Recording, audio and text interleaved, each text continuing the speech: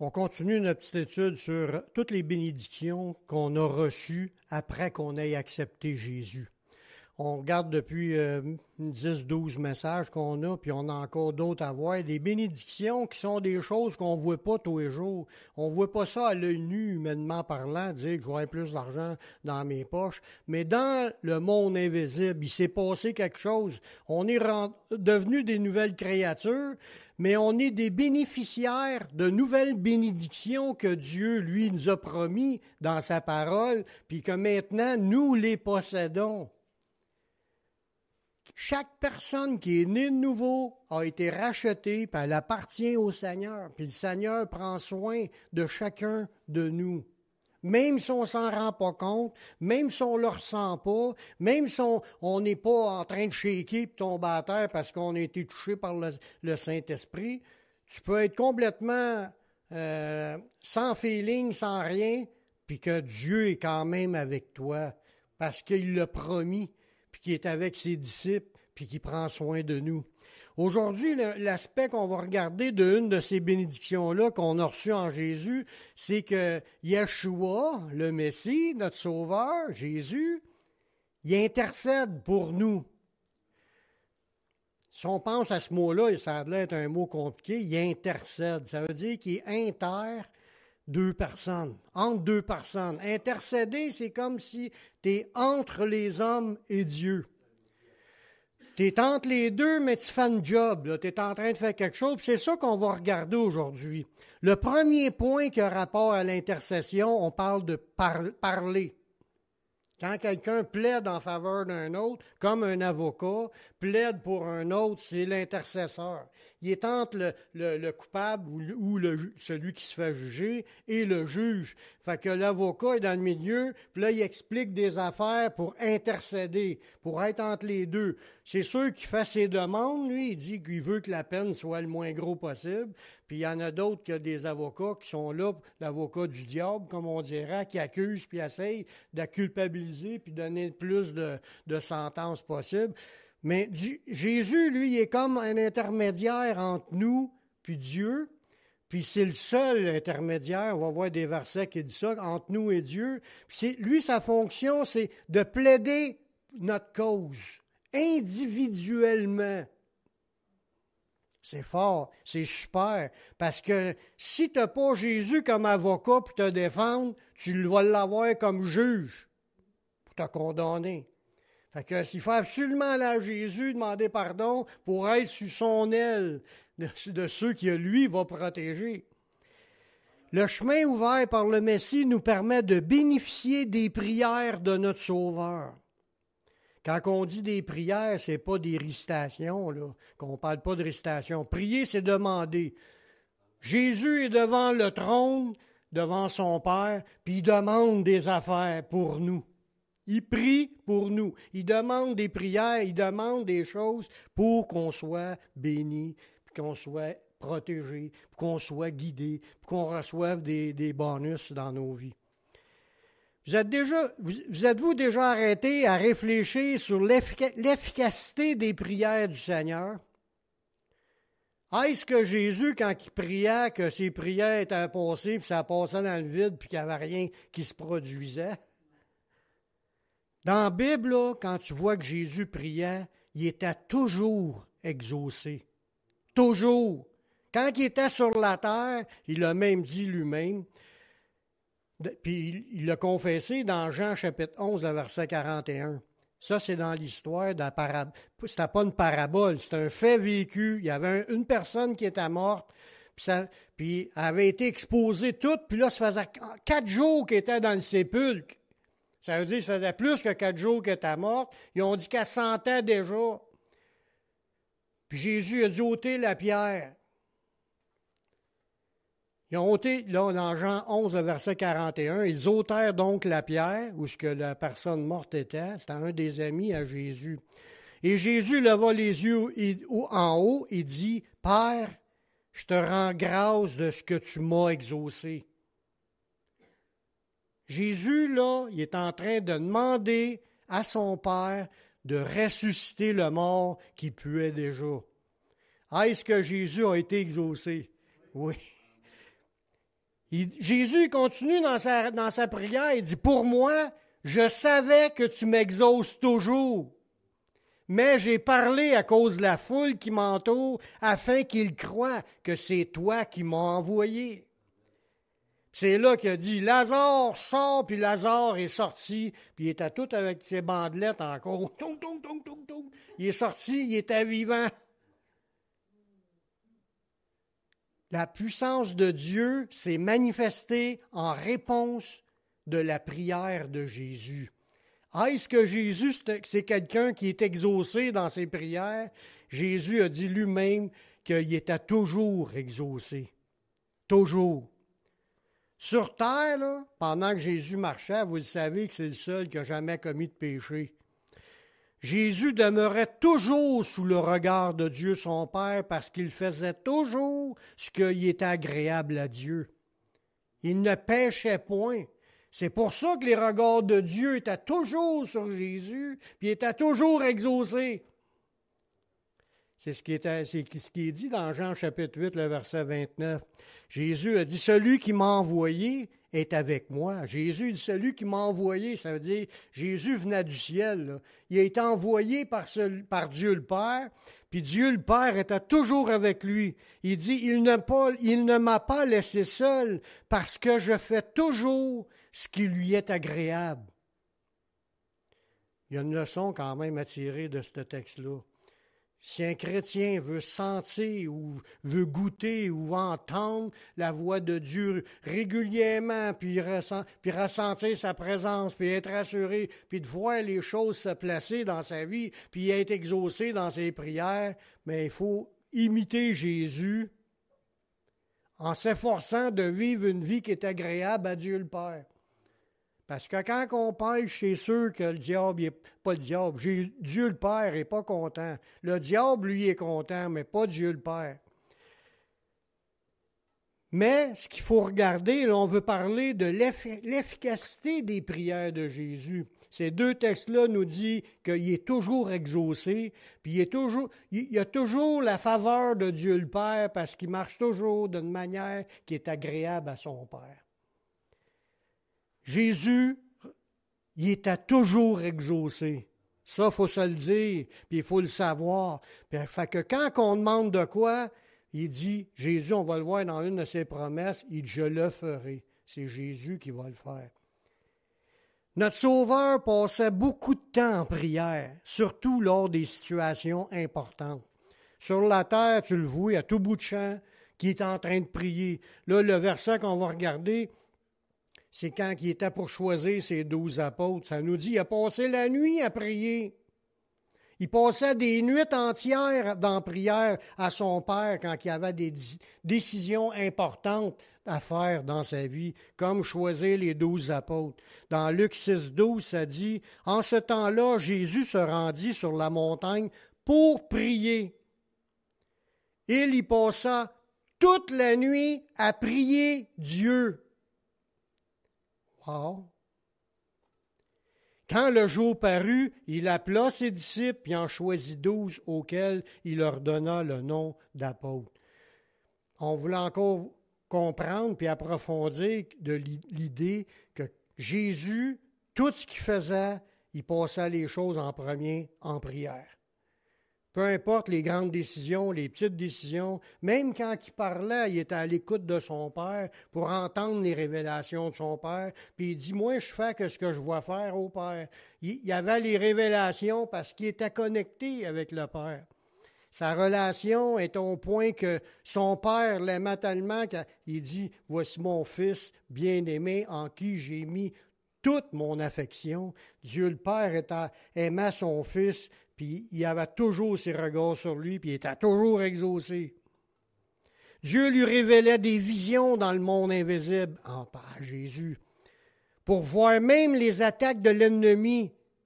Parce qu'il y a des choses que tu ne sais pas, ça ne se voit pas à l'œil quand le diable vient puis il t'attaque ou qu'il attaque quelqu'un d'autre. Ça ne se voit pas à l'œil, mais il faut que ça peut se voir dans le monde spirituel si Dieu t'ouvre les yeux pour voir le monde, ce qui se passe dans le monde invisible.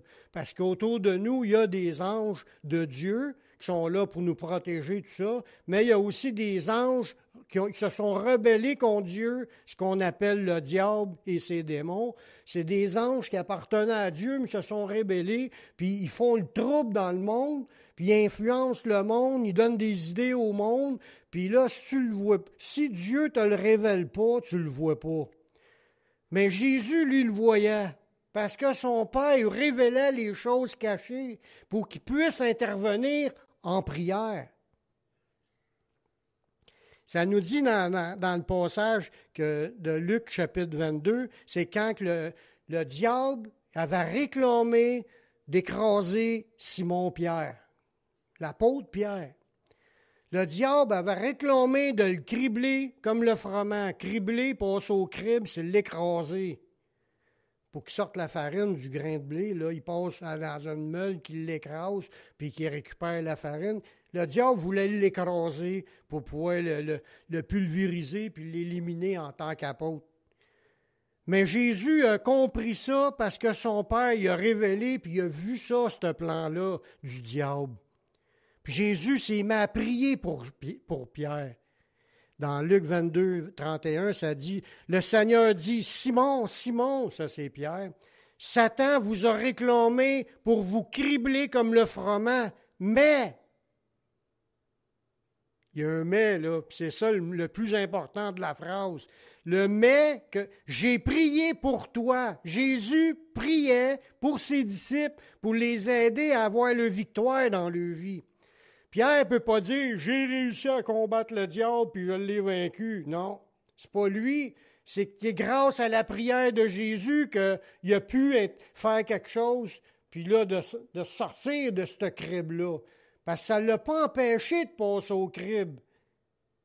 Ça n'a pas empêché le crible, mais ça a fait que ça a boosté la foi de Pierre pour être capable de passer à travers son épreuve. C'est ce qu'il dit. J'ai prié pour toi afin que ta foi ne défaille point. Ça veut dire, Jésus n'enlève pas tout le temps les épreuves. Il n'enlève pas les maladies. Il n'enlève pas tout le temps les souffrances. Il n'enlève pas tout le temps nos combats. Mais il va nous booster notre foi. Il va prier pour nous en intercédant pour que notre foi soit forte, qu'on reste debout dans notre épreuve. Pourquoi? Parce que l'épreuve de notre foi produit de la patience. L'épreuve de notre foi produit de la persévérance. L'épreuve de notre foi nous fait grandir en force devant le Seigneur quand on s'accroche au Seigneur et qu'on persévère. Puis c'est ça que Jésus savait, là, pour ça qu'il a prié pour qu'il y ait de la foi. Donc, ça veut dire, peu importe ce qu'on est en train de vivre, Jésus est en train de prier pour nous autres dans nos combats, pour qu'on garde la foi dans notre épreuve, puis qu'on sorte de notre épreuve victorieux. Si Jésus était comme ça sur la terre, à combattre pour ses disciples, à prier tout le temps, puis être toujours exaucé, imaginez maintenant, après qu'il ait été ressuscité et glorifié. C'est encore meilleur, hein? Il voit tous les problèmes de toute la planète. Il voit tout, puis en plus, il a la toute-puissance pour les régler. Quand Jésus était ressuscité, là, il est retourné dans sa position qu'il avait avant de venir ici. Ça dit dans Jean 17, 5, « Et maintenant, toi, Père, glorifie-moi auprès de toi-même de la gloire que j'avais auprès de toi-même avant que le monde fût. » Ça veut dire qu'il est en train de prier pour dire « Ramène-moi où ce que j'étais auprès de toi avant que je vienne sur la terre, puis ça, j'étais là avant que le monde fût. » Jésus était là avant même le commencement de la première atome de créer sur la création terrestre. Il était là bien avant. Il était là de toute éternité parce que Jésus est aussi Dieu. Il est en Dieu, puis il est éternel comme Dieu le Père. Fait qu'on voit qu'après, avant de mourir sur la croix dans Jean 17, qu'il demande de retourner où ce qui était. Puis c'est ce qui est arrivé. Parce que quand il est mort, ça dit qu'il est descendu 3 jours dans le séjour des morts. Après ça, il est sorti, puis il est monté dans les cieux, puis il est allé porter son sang dans les cieux. Puis ça dit qu'il est apparu à ses disciples pour démontrer qu'il était vraiment ressuscité. C'est là qu'il a rendu témoignage de ce qu'il avait reçu après sa résurrection. Il a reçu plus que ce qu'il avait avant. Dans Matthieu 28, 18, Jésus s'est approché et leur parla ainsi. « Tout pouvoir m'a été donné dans le ciel et sur la terre. » Jésus est maintenant le Tout-Puissant. C'est fort. Avant, il était très puissant parce que son Père l'exauçait. Là, il est rentré dans la présence de son Père, ce qui était auparavant, puis il est redevenu le Tout-Puissant, le Créateur de toutes choses. La parole faite chair est maintenant retournée dans les cieux auprès de son Père, dans ce qu'elle était. Puis maintenant, celui qui prie pour tout le monde puis qui est toujours exaucé, il est le Tout-Puissant puis il est assis dans les cieux. Wow! Jésus avait déjà promis ce qu'il ferait une fois ressuscité. Lui, il a fait une promesse avant qu'il meure, qui dit, après je sois ressuscité, je vais faire ça. Il nous a dit dans Jean 14, 12, « En vérité, je vous le dis, celui qui croit en moi fera aussi les œuvres que je fais, puis il en fera de plus grandes parce que je m'en vais au Père. » Là, il disait qu'il va se passer des choses miraculeuses dans la vie des disciples, parce que moi, je m'en vais au Père. Mais ça ne s'arrête pas là. « Et tout ce que vous demanderez en mon nom, je le ferai. » C'est Jésus qui dit qu'il va répondre à la prière. Si je demande quelque chose en son nom, Jésus a dit, je le ferai. Ça veut dire, on peut avoir confiance aujourd'hui que quand on demande à Dieu le Père, dans le nom de Jésus, Jésus s'est déjà engagé avant d'être mort. Il a dit, mais je sois ressuscité, tout ce que vous allez me demander en mon nom, c'est moi-même le Tout-Puissant qui va le faire. Afin que le Père soit glorifié dans le Fils. Parce que quand on demande des choses dans le nom de Jésus puis que Jésus les fait, mais ça glorifie Dieu le Père. Il dit, si vous demandez quelque chose en mon nom, je le ferai. Pourquoi? Parce qu'on demande au Père, puis quand tu demandes au Père, mais tu as demandé à Jésus, puis quand tu demandes à Jésus, c'est comme si tu l'as demandé au Père, parce que Jésus est Dieu aussi. Il agit en fonction que Dieu. Contrairement à ce qu'on entend dans des religions, qu'il y aura des saints dans le ciel, que tu peux leur demander des affaires, eux ne peuvent rien faire. Il y en a juste un qui est mort, puis qui est ressuscité, puis qui est monté là, puis c'est Jésus. Les autres, c'est toutes des âmes qui attendent la résurrection. Ils ne peuvent rien faire, puis ils ne sont pas tout-puissants. Il y a juste un tout-puissant, c'est Dieu. C'est Dieu le Père, Dieu le Fils ou Dieu le Saint-Esprit, c'est les trois qui forment un seul Dieu. Il y a juste lui qui est ressuscité. Puis chaque fois qu'on s'adresse à Dieu, il ne faut pas prier par Marie, il ne faut pas prier par Saint-Ci, puis Saint-Ça, puis Saint-Piastre. C'est pas ça qu'il faut prier. C'est Dieu qu'il faut prier dans le nom de son Fils Jésus. Pourquoi? Parce que lui, il est toujours exaucé. Tu demandes en son nom. C'est comme s'il nous a donné sa carte de crédit pour demander de passer ça sur sa carte à lui. C'est sur ses mérites à lui qu'on est exaucé. On demande en son nom, puis il a dit qu'il était pour le faire. Le Messie Yeshua, il est devenu par Dieu son Père le seul médiateur. Un médiateur, là, c'est quelqu'un qui est entre deux groupes, entre deux parties. Un médiateur, c'est quelqu'un qui négocie entre les deux parties. Que ce soit dans le monde, là, les patrons puis les employés, puis celui qui négocie, c'est le médiateur.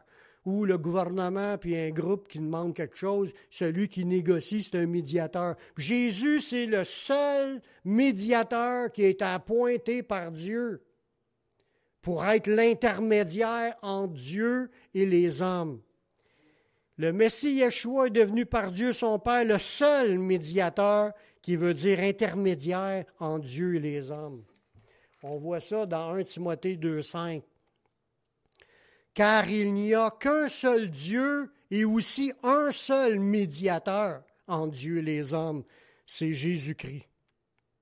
Fait que si vous voulez vous adresser à Dieu, faites votre requête en passant par Jésus. C'est pour ça qu'il nous a enseigné de demander les choses en son nom. On passe par Jésus. On ne passe pas par d'autres intermédiaires. Parce que Dieu n'en a pas mis d'autres intermédiaires. Il a juste mis Jésus comme intermédiaire. Comme je disais tantôt, dans le texte original, là, en hébreu, ou en grec, je veux dire, le mot médiateur, c'est celui qui intervient entre deux parties, soit pour faire ou restaurer la paix, parce que des fois, tu as deux pays qui sont en guerre, il y a un médiateur qui jase, puis qui amène les idées d'un puis de l'autre pour rétablir la paix. Mais Jésus est celui qui est entre Dieu et les hommes pour rétablir la paix, puis pour les exaucements, puis tout ce qui a à être discuté, il faut passer par l'intermédiaire. C'est biblique. Puis, un intermédiaire de communication aussi en même temps. Il est devenu l'intermédiaire de la dernière et la plus excellente alliance, qui est la nouvelle alliance en son sang, ce que Jésus a enseigné. Dans Hébreux 8.6, ça nous dit, mais maintenant, il a obtenu un ministère, en parlant de Jésus, en mourant puis en ressuscitant, en payant le prix puis en ressuscitant, puis en ayant fait ce qu'il a fait.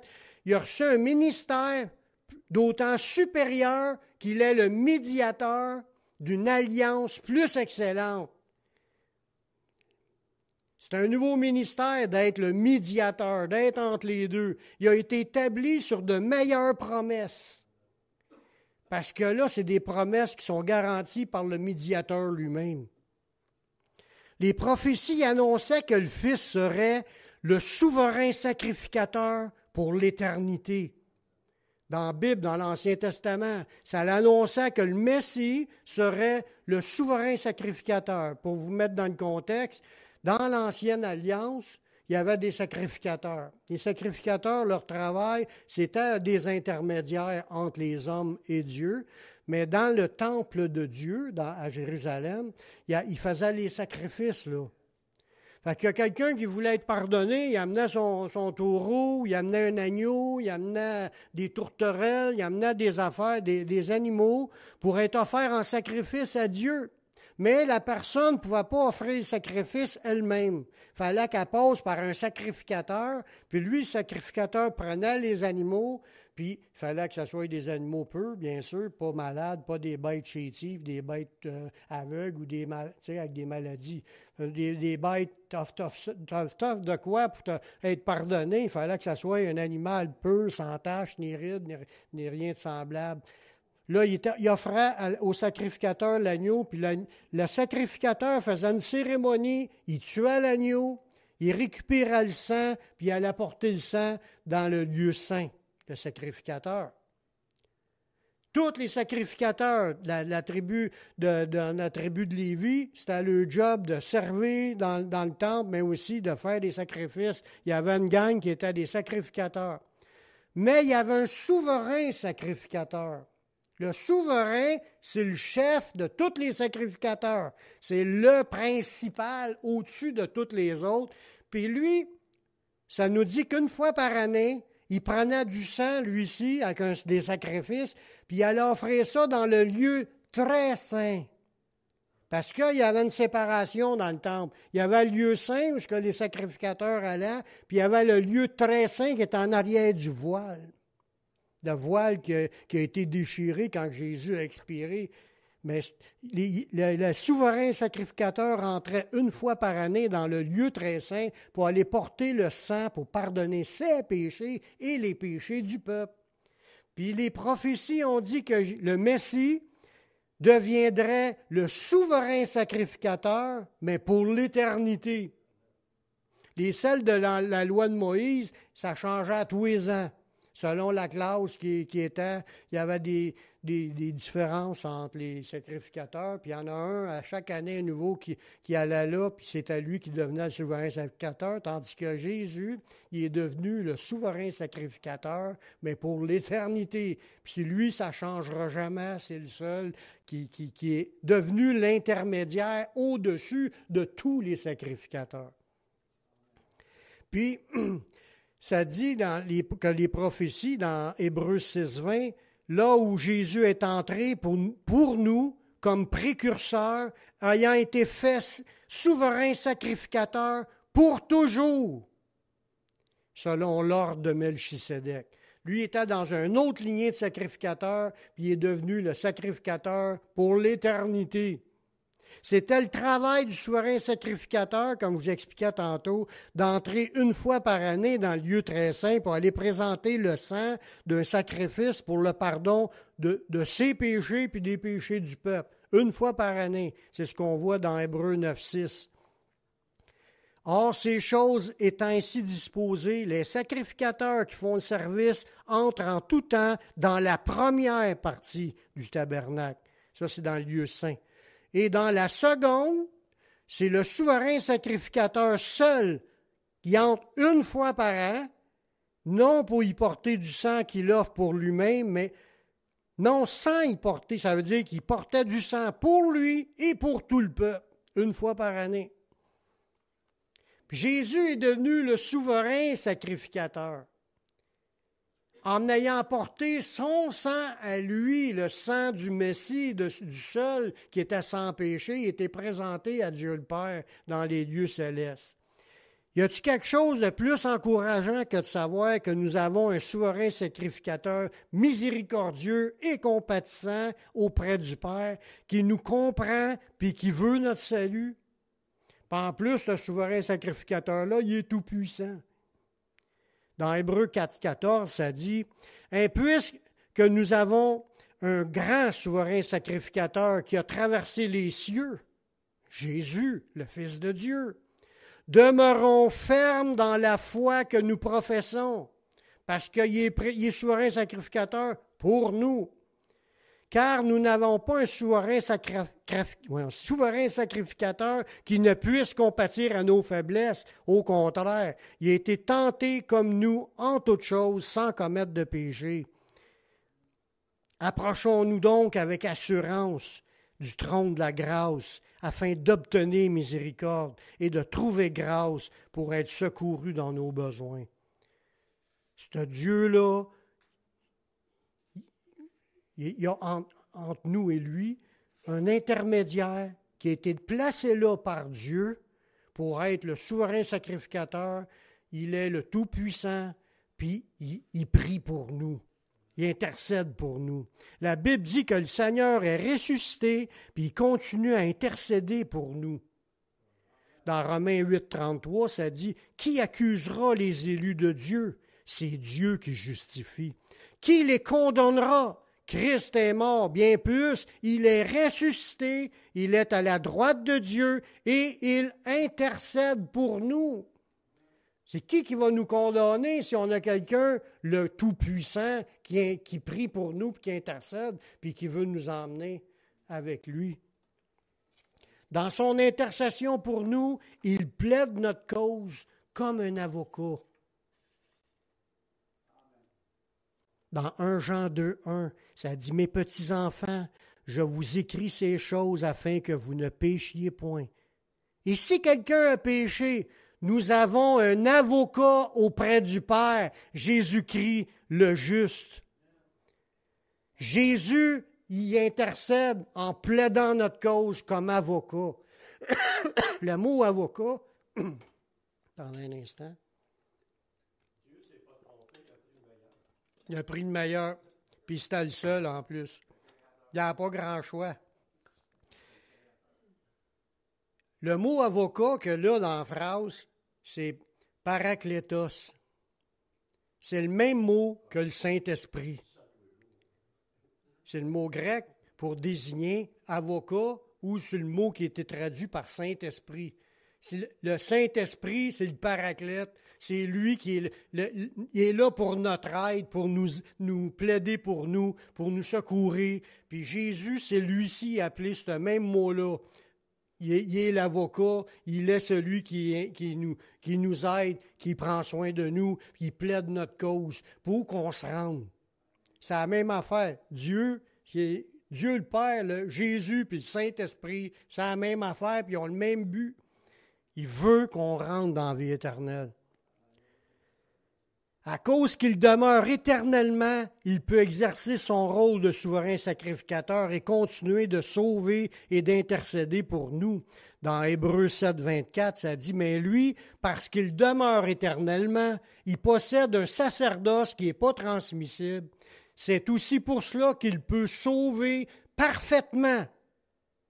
Il peut sauver parfaitement ceux qui s'approchent de Dieu par lui. C'est pour ça qu'il faut passer par Jésus, parce que si tu passes par Jésus, il peut te sauver parfaitement. Si tu passes par un autre, tu ne seras pas sauvé. Il n'y a pas d'autre intermédiaire. C'est pour ça qu'il faut bien focusser sur Jésus. Il peut sauver parfaitement ceux qui s'approchent de Dieu par lui, étant toujours vivant pour intercéder en notre faveur. Il est toujours vivant, puis il intercède, il plaide comme pour nous, puis il dit à son Père, « Père, ils ont mon sang sur eux, ils lui ont demandé pardon, puis ils me suivent, puis ils m'aiment. » Le Seigneur, il nous garde, puis on est secourus quand on pêche, à cause qu'on bénéficie d'un super très bon avocat. Sinon, essaye pas de te présenter en cause sans avocat pour essayer de défendre ta cause toi-même. Tu es sûr que tu perds. Parce qu'il n'y a aucun autre moyen qui a été donné parmi les hommes par lequel on peut être sauvé. C'est juste le sang de Jésus qui peut nous sauver. Tu n'as pas eu le choix, il faut que tu passes par Jésus. C'est grâce à l'intercession du Seigneur qu'on a pu recevoir le Saint-Esprit. On est né de nouveau, là. C'est grâce à ce que Jésus a intercédé pour nous. Jésus a prié pour nous pour qu'on le reçoive. Dans Jean 14, 16, Jésus a dit ça avant qu'il meure. Il dit, et moi, en parlant Jésus, je prierai le Père et il vous donnera un autre consolateur, un autre avocat, un autre paraclétos. C'est le Saint-Esprit, afin qu'il demeure éternellement avec vous. Il dit, je prierai, ça veut dire, il intercédera pour nous pour qu'on reçoive le Saint-Esprit. Puis ça s'est accompli. Les apôtres l'ont reçu, puis après ça, les autres qui ont été sauvés l'ont reçu, puis 2000 ans encore, nous, on l'a reçu. Notre vie a été touchée, commencé à être transformée par la puissance du Saint-Esprit, puis c'est grâce que Jésus a prié pour nous pour qu'on le reçoive. C'est dans sa fonction d'intermédiaire, sa fonction d'intercesseur. C'est grâce à ses prières qu'on l'a reçu. C'est fort. Tout vient de Dieu. Tout vient de Jésus, tout vient du Saint-Esprit. Cherchons pas ailleurs. Le Seigneur continue d'intercéder pour nous au travers du Saint-Esprit en plus. Dans notre vie d'ici, Jésus continue d'intercéder à travers du Saint-Esprit. Voyez-vous, il n'a jamais fini. Il intercède encore aujourd'hui. Il prie pour nous à travers les dons spirituels du parlant en langue. Dans Romains 8, 26, ça nous dit de même aussi l'Esprit qui est le paraclétos, puis Jésus aussi, c'est l'avocat qui est le paraclétos. L'Esprit nous aide dans notre faiblesse, car nous ne savons pas ce qu'il convient de demander dans nos prières, mais l'Esprit lui-même intercède. Ça veut dire que Jésus lui-même continue d'intercéder dans chacun des croyants pour les autres saints. Ça veut dire, il intercède dans le ciel, puis il intercède à travers les croyants en priant quand les gens prient par le Saint-Esprit. C'est fort comment est-ce que Jésus veut qu'on rentre. Il prie sur tous les bords, tous les côtés, puis il fait des œuvres, puis il plaide pour nous autres pour être sûr qu'on rentre. Si on ne rentre pas, là, c'est parce que vraiment on a résisté contre Dieu pour ne pas rentrer. Parce que si quelqu'un veut rentrer, il va être sauvé. Mais si tu résistes puis tu ne veux pas, c'est sûr que tu ne rentreras pas. Je ne peux pas forcer personne. Puis il dit, mais l'Esprit lui-même intercède par des soupirs inexprimables. Celui qui sonde les cœurs, Dieu le Père, connaît quelle est la pensée de l'Esprit, du Paraclétos, qui est Jésus aussi, parce que c'est selon Dieu qu'il intercède en faveur des saints. Ça veut dire qu'il prie pour les saints. Ça, les saints, c'est qui? C'est les vivants qui sont autour. Fait que les croyants qui ne savent pas comment prier, mais le Saint-Esprit nous inspire à prier pour les autres. Puis ça, ça fait partie de l'intercession que Jésus est en train encore de continuer à faire dans le ciel puis dans le monde. C'est extraordinaire. Puis je finis avec un dernier passage. Ayant comme intermédiaire notre Seigneur, qui prie pour nous, soyons encouragés et restons fermes dans ses promesses. Dans Hébreux 10, 19. Ainsi donc, frères, puisque nous avons, au moyen du sang de Jésus, une libre entrée, on a, grâce au sang de Jésus, une entrée libre dans le lieu très saint, le lieu qui était rien qu'un souverain sacrificateur qui pouvait rentrer là une fois par année. Jésus, en expirant, le voile a été déchiré, séparé, puis maintenant, on a une entrée libre, gratuite, pas parce que ça vaut rien comme entrée, que c'est une affaire cheap, pas du tout, c'est parce que c'était payé par Jésus. Le prix qu'on ne pouvait pas payer, Jésus l'a payé, puis il a payé le prix pour rendre ça libre à tout le monde. Quiconque veut être sauvé présentement peut l'être. Il a juste à mettre sa foi dans le Messie, puis il va être pardonné, puis il va rentrer. On a une entrée libre dans le sanctuaire par la route nouvelle et vivante qu'il a inaugurée pour nous au travers du voile. C'est une route nouvelle. Ça n'existait pas, cette route-là, avant que Jésus meure. Il fallait que le sacrifice soit fait. Après ça, ça a ouvert une route pour rentrer au ciel. Parce que c'est Jésus qui est le premier qui est rentré 3 jours après, puis il est rentré dans la présence de Dieu. Puis là, il a ouvert le tunnel pour qu'on puisse y aller grâce à son sacrifice, grâce à ses intercessions, grâce à l'œuvre qu'il va faire en nous tout le long de notre vie terrestre. Puis il dit au verset 21, « Et puisque nous avons un souverain sacrificateur établi sur la maison de Dieu, puis ça c'est le Messie, approchons-nous avec un cœur sincère. » On n'a plus besoin de craindre de s'approcher de Dieu. « Oh Dieu, vas-tu me pardonner? Oh Dieu, m'aimes-tu vraiment? Dieu, il veut-tu que je m'avance? » Approchons-nous avec un cœur sincère dans la plénitude de la foi, les cœurs purifiés d'une mauvaise conscience. Parce que si on a notre conscience qui nous accuse, sache que si tu as demandé pardon, t'es pardonné. Faut pas t'écouter ta conscience qui t'accuse une fois que tu as demandé pardon. Jésus a plaidé pour toi, il t'a purifié. Maintenant, approche-toi avec un cœur sincère dans la plénitude de la foi. Doute pas, Dieu t'accepte, t'es pardonné, tu fais partie de la famille de Dieu, puis il y a même hâte qu'on y aille. C'est quand on y va pas que ça lui fait de la peine. Quand on dit « j'ai plus le temps pour lui » ou qu'on néglige notre relation avec notre Père. Il dit dans plénitude de la foi, les cœurs purifiés d'une mauvaise conscience, puis le corps lavé par une eau pure, qui est la parole de Dieu. Retenons fermement la profession, ou ce qu'on a confessé, qu'on croit que Jésus est mort pour pardonner nos péchés. Retenons fermement la profession de notre espérance, car celui qui a fait la promesse, il est fidèle. C'est pas un menteur. Dieu, c'est pas le diable, c'est un menteur. Dieu, tout ce qui est écrit dans sa parole comme promesse, c'est des vérités. Puis il nous aime, puis il veut nous sauver. Puis il veut qu'on comprenne que Jésus est mort pour pardonner nos péchés. Il veut qu'on s'accroche à ça, puis qu'on reste fidèle, qu'on reste ferme dans cette foi-là jusqu'à la fin. Amen. On va prier parce que je vais toujours donner l'occasion s'il y a quelqu'un qui se dit, moi, j'entends ces messages-là, puis ça me parle. Je veux être sauvé. Si tu veux être sauvé, fais cette prière-là, ça commence à quelque part, ça commence au moment que tu fais le pas en parlant à Dieu, puis demandant pardon, puis de confesser que tu crois que Jésus a tout accompli. Fais cette prière avec moi. Père, je reconnais que je suis un pécheur. Je reconnais que je suis perdu, mais je sais que Jésus-Christ, il est mort sur la croix, il a versé son sang pour que je puisse être pardonné. J'accepte Jésus comme mon Sauveur, comme mon Seigneur. Prends ma vie, je la donne. Je veux te suivre, te servir tous les jours de ma vie.